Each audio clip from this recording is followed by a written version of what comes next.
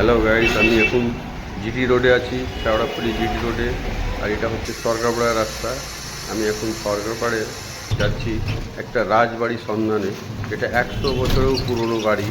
সেটাকে দেখতে যাচ্ছি আমি।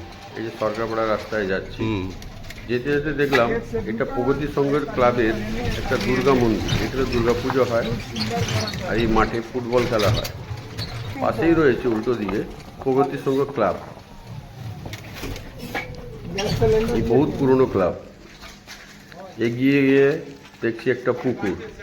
পুকুরের সামনেই আমরা দেখলাম একটা রাজবাড়ি। এই রাজবাড়িটা নাকি 100 বছরের উপরে পুরনো।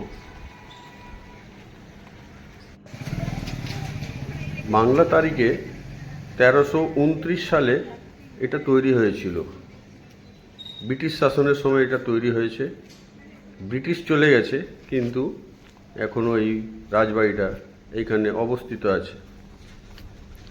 এই রাজবাড়িটা পুকুরের পাড় দিয়ে দেখলে খুব সুন্দর লাগে।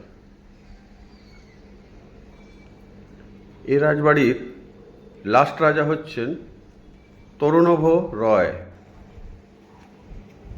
তিনি এখন স্বর্গে বাস করছেন, কিন্তু ওনার এই রাজবাড়িটা মাথা উঁচু করে এখনো দাঁড়িয়ে আছে।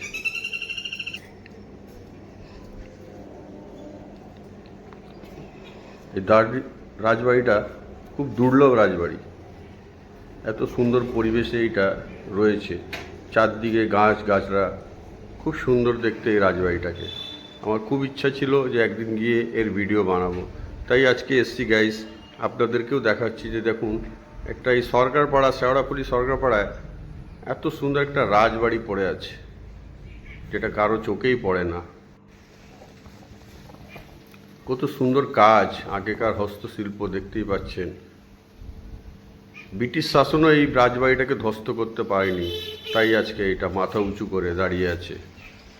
পুকুর পাড়ে এত সুন্দর পরিবেশ, এত সুন্দর লাগছে দেখতে। আর সূর্যের আলো যখন পড়ে এই রাজবাড়ির উপর, তখন তো আরোই দারুণ লাগে।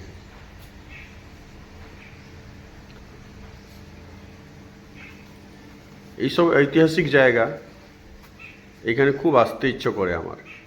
সূর্যের আলো পড়েছে, দেখুন কীরকম সূর্য আলো পড়ে কত সুন্দর লাগছে এই রাজবাড়িটাকে। তার সঙ্গে এই পুকুর, গাছ গাছরা, এত সুন্দর পরিবেশ, আর খুব সুন্দর রাজবাড়িটা।